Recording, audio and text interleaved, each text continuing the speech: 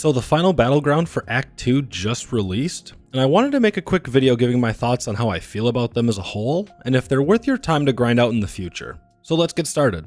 I personally enjoy the setting for these battlegrounds. Seeing Nessus terraformed from not only the outside but also the inside as well is an amazing touch as I made my way down to the core of Nessus. These battlegrounds did feel a bit longer than the other battlegrounds that we have seen in previous iterations, like the battlegrounds in the Psyops and Defiance series. However, with an expert team and the ability to quickly defeat enemies, you can get these done close to around 12 minutes, which seems standard for most activities in this episode. The battlegrounds themselves are all connected, which I truly enjoy, as it tells us the story of making our way into the heart of Nessus.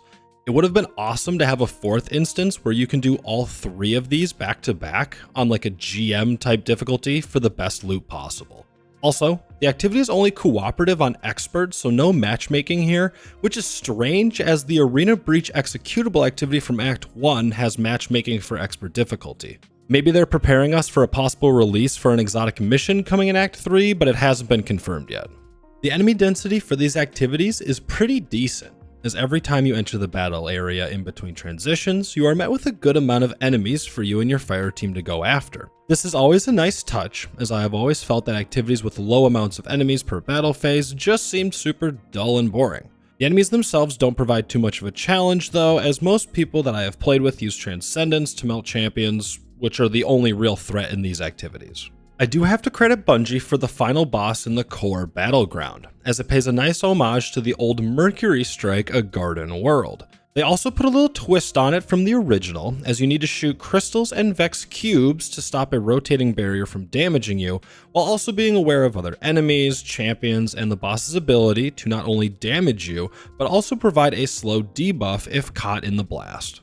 There wasn't that big of a difference in the loot department when it came to running the battlegrounds on either normal or expert difficulty. I still got the same amount of guns, armor, and exotic gear, but I didn't get any shards or alloys from my run on expert, which is disappointing. I might need to run more expert runs to get more data, but comment down below on if you guys have gotten any endgame materials from the expert battlegrounds.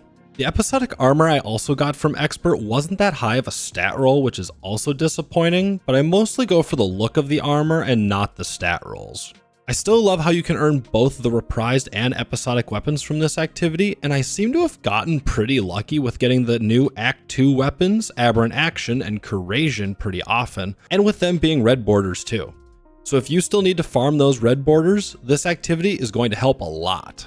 Now with all that being said, should you still farm these battlegrounds? The short answer is yes. These activities not only provide you with the opportunity to try out new builds and weapons, but it also provides you with a lot of loot and potential chances for exotics. However, I would continue to run the normal mode of these battlegrounds as the difference in the loot pool from both normal and expert weren't super significant. Plus, with the expert mode not being match made, it will probably take some Guardians time to find a fire team if they're not using the fire team finder feature.